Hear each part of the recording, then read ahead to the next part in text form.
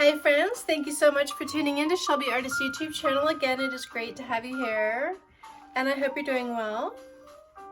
The title of this video is Intuition, based on what I just read in my book, Choosing Me Before We,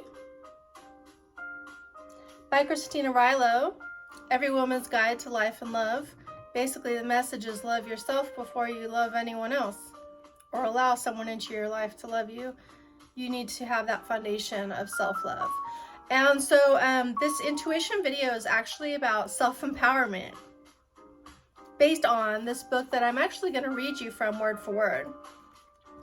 So the chapter I've just been reading was about intuition. And at the end of every chapter, she presents a suggested activity, journaling questions for you to do introspection.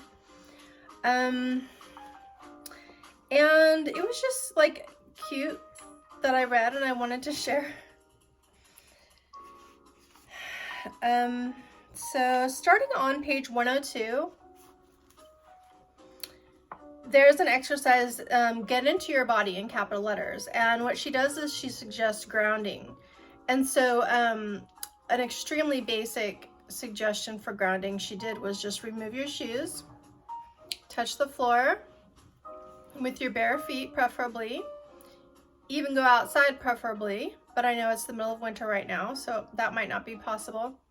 However, grounding. Grounding is walking on the earth with bare feet. It's getting the energy of the earth into you. She said to imagine, the energy of the earth from your head to your toes, or coming from your toes up to your head. Get into your body. Get grounded and present in your body. Feel your body. This helps women to get in touch with their intuition and with themselves. Of course, probably males too. Can't really speak so confidently about males because I'm not one. Anyway, I hope you understood that disclaimer. She says there are lots of ways to get into your body out of the spin. One way is to close your eyes and get grounded. This means putting your feet on the ground, moving your toes until you can feel your connection on the earth. You may have to take your shoes and socks off and stand in your bare feet so your flesh can feel the ground. Once you have the connection, send the energy from your feet up your legs, torso, and arms, and then up to your neck and head. For some people, starting with the head and sending the energy from the top of the body down to the feet is easier. When I do go from top down, I like to imagine warm silver rain washing down me from head to toe, clearing away everything so that all is left is total peace. Now that just included purification as well as grounding. Either direction works. Just make sure to breathe deeply.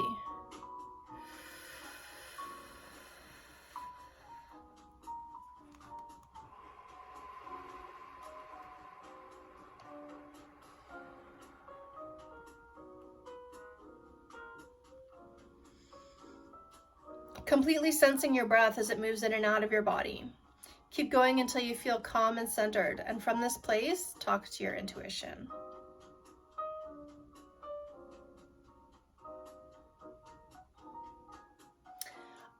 I think this is one reason why we have dreams. Your intuition is coming through in your dreams when you're in a state of total heavy relaxation in your sleep. So I guess one tip that she's talking about here with grounding is that your intuition is more closer to you, for lack of better words, accessible when your body is relaxed. Give these techniques a try now. Come on, it'll be fun. And then, when difficult situations or emotions surface, try them out again.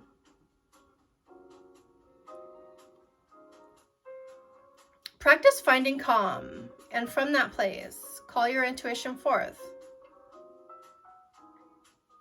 Practice really does make perfect when it comes to knowing and listening to your intuition. And it's the only way you'll learn to trust her or him. Step 2, we are at learning to trust our intuition. For skeptics, this can be the hardest step of all, but without trusting your intuition, you can't benefit from her sage counsel. A few women learn early on to take intuition at face value and have little problem believing in her and taking her guidance. Most continue to doubt her existence. And sometimes just flat out ignore her. Some of us even eventually wise up. Once we have enough bumps and bruises from bad decisions and finally realize that we need to get out of our heads and fears and into our hearts and spirits, the home of intuition. The only way to truly learn to trust your intuition is to play with her in everyday life. The more positive results we gain from listening, the more we trust. I recommend that you start by making small choices based on this inner knowing.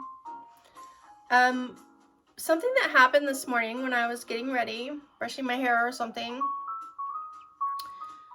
I started to feel dizzy, and I've been feeling vertigo dizzy a lot lately.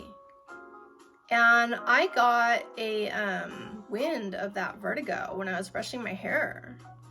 And immediately, my intuition whispered, drink water, drink a bottle of water, drink water. Obviously, it was trying to tell me I'm dehydrated maybe, and that's why I'm getting vertigo.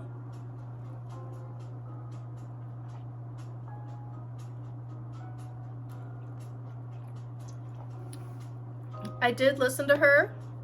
I did tell her I hear her and I will do what you're saying, but I put it off. I said, not right now. I'll do it after I'm done brushing my hair.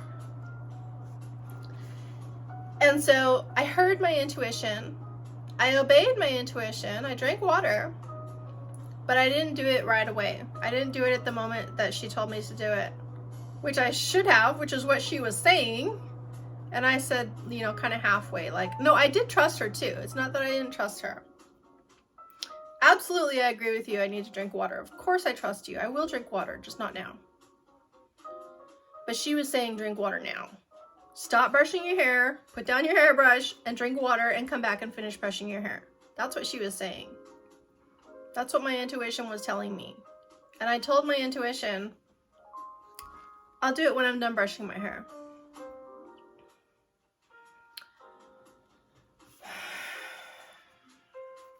Learn to trust your intuition. It takes practice.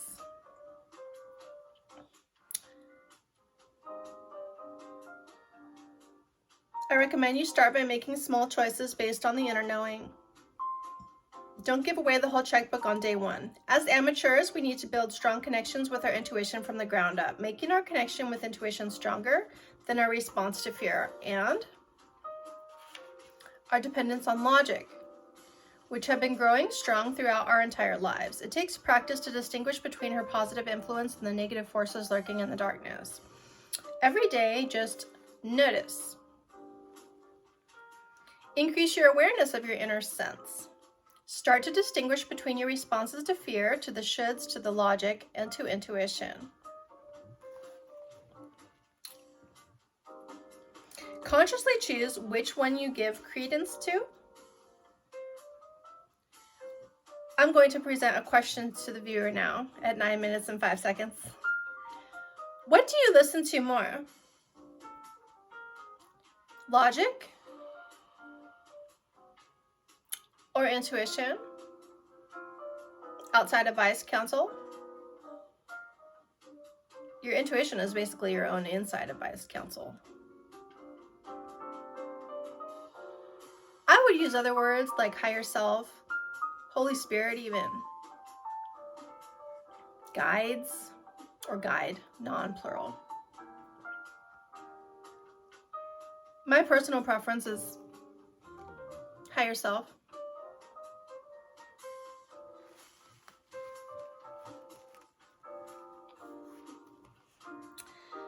So, notice what happens when you accept intuition's guidance. Notice what happens when you don't. Getting to know and trust your intuition is a process that can change your life as well as be a lot of fun. The logical mind, while certainly important, is far less creative. When we let go and receive the wisdom of our inner guide, or higher self, intuition, and our intellect, we can live with two powerful forces on our side. So earlier in the book, in the chapter, she was kind of asking the reader questions like the same thing that I asked you. What do you tend to obey or listen to most out of these things? And I even did a little writing to get more seriously into it. And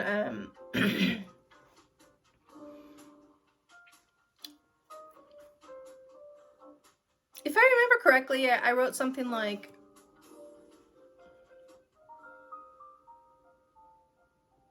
I obey or listen to logic more than I do intuition because it's safer and I rely on it more. I trust it more.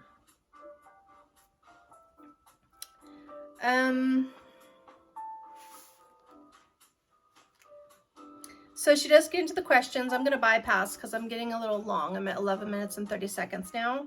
So what's it going to be? The choice is yours. Learn to trust yourself to be the best of your ability by deepening your connection with your intuition or holding on to skepticism, fear, and obligation. Which do you choose? I'm not asking you to be perfect or to throw your rational self out the window. I'm asking you to make a vow to yourself to listen and to trust your intuition. You can say this now. This vow. Repeat after me. Vow to listen to my intuition. I commit to listening to my intuition.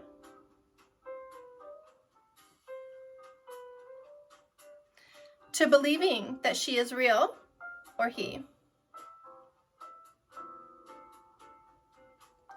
And to learning to trust her guidance more and more every day.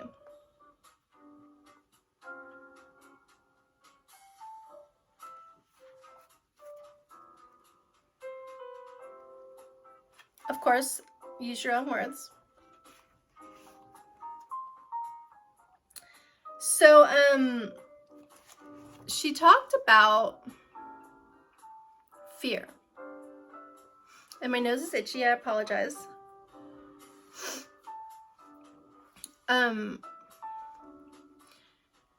She said that fear is not part of your intuition. And that really stuck out to me. Because I always thought that fear was my intuition. But when I read that, it challenged me to think differently. And I agree with her, actually. This is something new I learned from reading this book.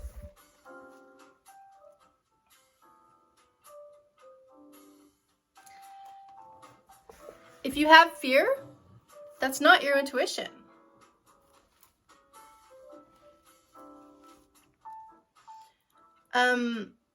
When God spoke to me audibly, he told me, do not be afraid.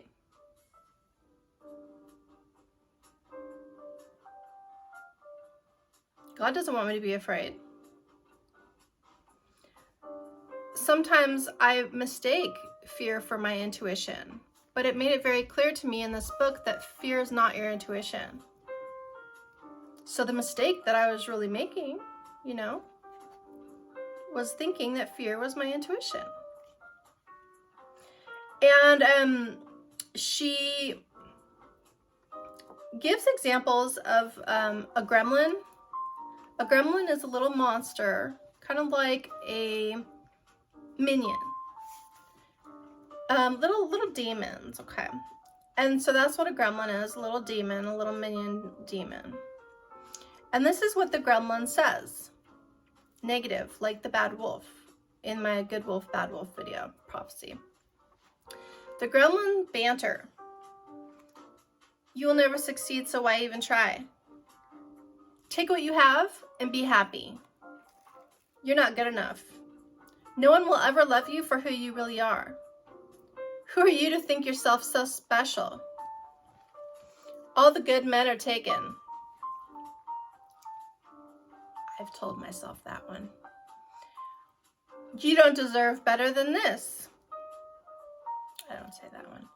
You're getting older, so you better hurry up and find someone. I thought that, but I've brushed it aside as rubbish. He's going to leave you anyway, so you're better off leaving him first. This is my subconscious self-sabotage. Oh, you shouldn't have said that. Now you look like a big idiot or a needy basket case. I'll bet you have other comments you could add to this list. Fear has many ways to stomp on your intuition, but gremlins stay powerful only as long as we refuse to confront them face to face. So let's get them out into the light. Yes, you're going to go inside and call them forth. You're going to pick up a pencil or a pen and a journal, and you're going to write down what your gremlins tell you. So basically, everything, the gremlin banter that I just told you, when I was reading this book, every single one of those I've heard before from the gremlins in my head. You're not as special as you think you are. He doesn't really love you. This and that. But we can write the opposite things. And I'm concluding my video now at 16 minutes and 40 seconds. So just like she does at the end of every chapter, I'm going to suggest at the end of this video of the intuition chapter in the book, Choosing Me Before We,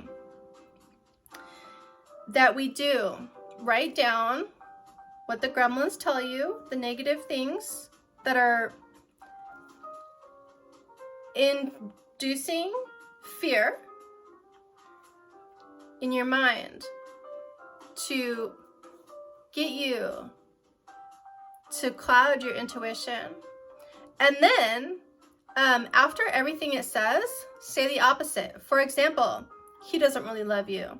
That's something I tell myself a lot. But you can tell yourself the opposite. He really does love you. And, you know, the positive opposite things help you feel a lot better. And they're supposed to be the truth. So this is what I want you to do to get rid of the gremlins for the intuition practice. Thank you so much for watching. Have a great day. Peace.